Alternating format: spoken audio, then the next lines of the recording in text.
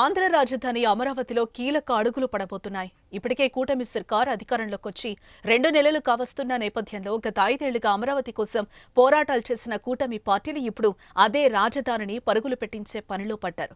దీంతో అమరావతి రాజధానిలో ఇప్పటికే ఉన్న నిర్మాణాల పరిస్థితి తేల్చడంతో పాటు కొత్తగా ఏ కంపెనీలను ఆహ్వానించాలనే దానిపై సీఎం చంద్రబాబు కీలక నిర్ణయాలు తీసుకోబోతున్నారు.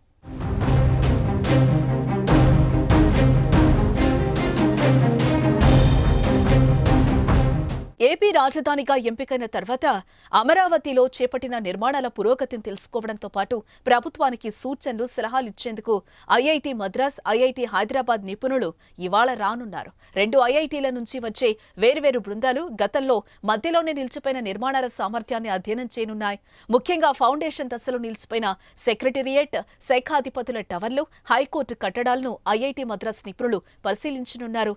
మంత్రులు, ఎమ్మెల్యేలు, ఎమ్మెల్సీలు, ఉద్యోగుల క్వార్టర్లు, ఆల్ ఇండియా సర్వీస్ అధికారుల క్వార్టర్లను ఐఐటి హైదరాబాద్ నిపుణులు పరిశీలించనున్నారు. అనంతరం ప్రభుత్వానికి నివేదిక ఇస్తారు.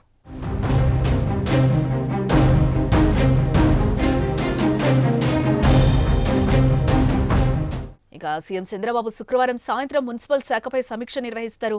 ఇందులోనూ రాజధాని పనుల పురోగతిపై సమీక్షిస్తారు. ఈ సమీక్ష తర్వాత సిఆర్డీఏ సమావేశం ఉంది.